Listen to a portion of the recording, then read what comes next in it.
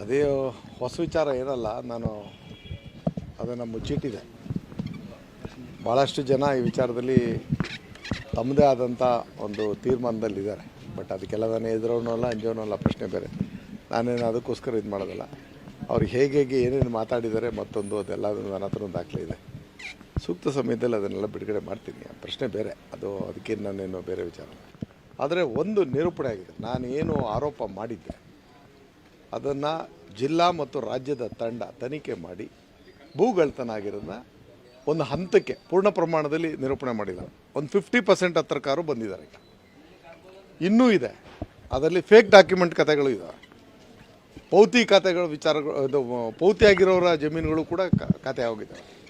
ಆ ಥರದ್ದು ಇನ್ನೂ ನಾನು ಅದನ್ನು ಬಿಡೋದಿಲ್ಲ. ಅದ್ರ ಪೂರ್ಣ ದಡ ಮುಟ್ಸೋ ತನಕ ನಾನಂತೂ ಸುಮ್ಮನೆ ಕೂರೋದಿಲ್ಲ. ಈಗ ಪೂರ್ಣ ಪ್ರಮಾಣ ಟೋಟಲ್ ಮಾಡೋದಕ್ಕೆ ಅದನ್ನು ನಿರೂಪಣೆ ಆದಮೇಲೆ ಮಾತಾಡಬೇಕು. ನನಗೆ ದೂರುಗಳು ಬಂದ ಆಧಾರದ ಮೇಲೆ ಹಲವಾರು ಪ್ರಕರಣಗಳು, ಇದೇನು ಒಂದೆರಡಲ್ಲ, ಈಗ ಸಿಕ್ಕಿರೋದೇ 800 ಎಕರೆ ಆದಮೇಲೆ ನಾನು ಆರೋಪ ಮಾಡಿದ್ದು 2,500 ಎಕರೆಗೆ. ಅದರಲ್ಲಿ ಜಿನಿಯನ್ ಎಷ್ಟು ಅಥವಾ ನಿಜವಾಗ್ಲೂ ಫೇಕ್ ಎಷ್ಟು ಅನ್ನೋಂಥದ್ದು ಇತ್ಯರ್ಥ ಆಗಬೇಕಲ್ಲ.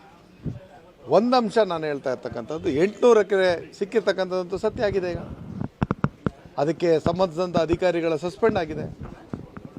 ತನಿಖೆ ಇನ್ನೂ ಮುಗ್ದಿಲ್ಲ. ಈ ಹಂತದಲ್ಲಿ ನಾನು ಬೇರೆ ಮಾತಾಡೋದು ಅಷ್ಟೊಂದು ಸಮಂಜಸ ಅಲ್ಲ. ಯಾವುದು ಅದು ಕೆಲವೊಂದು ಇದರಲ್ಲಿ ನಾನು ಇವಾಗ ಅದನ್ನು ಹೇಳೋದು ಸರಿಯಲ್ಲ.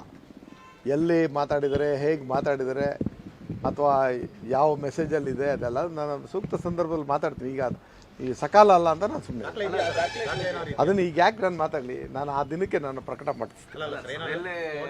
ನೋಡಿ, ಒಂದಂತೂ ತಿಳ್ಕೊಳ್ಳಿ, ನಾನೊಬ್ಬ ಜನಪ್ರತಿನಿಧಿಯಾಗಿದ್ದೀನಿ. ಸಾರ್ವಜನಿಕ ವಲಯದಲ್ಲಿದ್ದಾಗಿ ಈ ಥರದವೆಲ್ಲ ಸರ್ವೇ ಸಾಮಾನ್ಯ ಇದೆ. ಆದರೆ ನನಗೆ ಅದಕ್ಕೆ ಅಂಜೋನೂ ಅಲ್ಲ, ಅಳ್ಕೋನೂ ಅಲ್ಲ, ಮತ್ತೊಂದು ಅಲ್ಲ.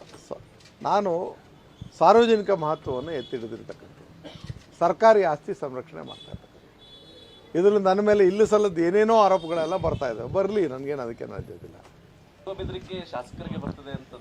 ನಾನು ಹೇಳಿದ್ನಲ್ಲಪ್ಪ, ನಾನು ಅದನ್ನು ತಡ್ಕೊಳ್ಳೋಷ್ಟು ಶಕ್ತಿ ಮತ್ತೊಂದು ಮಗದೊಂದು ಎಲ್ಲ ಇದೆಯೋ ಇಲ್ಲೋ ಅದು ಮುಂದೆ ಗೊತ್ತಾಗೋಣ. ಅಥವಾ ಹಾಗೂ ಇಲ್ಲ ಅಂತಾರೆ ಮುಂದುವರೆದು ಅದಕ್ಕೆ ಏನೇನು ತೀರ್ಮಾನ ಮಾಡೋಕೆ ಮಾಡ್ತೀನಿ. ನನಗೂ ಆ ವಿಚಾರದಲ್ಲಿ ತಿಳುವಳಿಕೆಗಳಿದೆ. ಬಟ್ ಈಗ ತನಿಖೆ ವಿಚಾರ ತಪ್ಪಾರ್ದು. ನಾನು ಅದಕ್ಕೆ ಮಾತ್ರ ಸೀಮಿತ ಆಗಿದೆ. ಸಹಜವಾಗಿ ಎಲ್ಲ ಕಡೆನೂ ಅದು ಇಡೀ ದೇಶದಲ್ಲೇ ಆ ಥರ ಇದೆ. ನಮ್ಮ ಮಳವಳ್ಳಿಲಿ ಅಂತೇನ, ದೇಶದಲ್ಲೇ ಆ ಥರ ಇದೆ. ಒಂದು ವಿಚಾರ, ಇದನ್ನು ಪ್ರಾಥಮಿಕ ಹಂತದಲ್ಲೇ ನಾನು ಅಂಜುದಂಥ ರೀತಿಯಲ್ಲಿ ವರ್ತಿಸೋದು ಸರಿಯಲ್ಲ. ಅದನ್ನು ಮಾತಾಡೋದು ಥರ ಅಲ್ಲ. ನಾನು ಈ ತನಿಖೆಯನ್ನು ದಡ ಮುಟ್ಸೋ ತನಕ ನನ್ನದೇ ಆದಂಥ ರೀತಿಯ ಹಲವಾರು ಹೋರಾಟಗಳಿದ್ದಾವೆ. ಈಗ ಇಲ್ಲೇ 2-3 ವಿಚಾರ ನಿಮ್ಮ ಕಣ್ಣೆದುರಿಗೆ. ಒಂದೇ ಸರ್ವೆ ನಂಬರು, ಒಬ್ಬ ವ್ಯಕ್ತಿ 6 ಎಕರೆನಲ್ಲಿದ್ದಾನೆ, 2 ಎಕರೆ ಮಂಜೂರಾತಿ ಅಂತೆ, ಅದನ್ನು ಮಾತ್ರ ಸರ್ಕಾರ ಅಂದ್ರಂತೆ, 4 ಎಕರೆ ಖರೀದಿ ಅಂತೆ. ಖರೀದಿ ಆಗೋಕ್ಕೆ ಮೊದಲು ಯಾರ ಹತ್ರ ಖರೀದಿ ಆಯ್ತು ಅವ್ನಿಗೆ ಹೆಂಗೆ ಮಂಜೂರಾತಿ ಆಗಿತ್ತು, ಅದನ್ನ ಯಾಕೆ ನೋಡಲ್ಲ? ಇದು ಒಂದೇ ವಿಚಾರ ಮಾತಾಡೋದಲ್ಲ, ಭಾಳಷ್ಟು ಆಳದ ವಿಚಾರಗಳಿದೆ. ಅದು ಸೂಕ್ತ ಈಚೆ ಬರ್ತದೆ.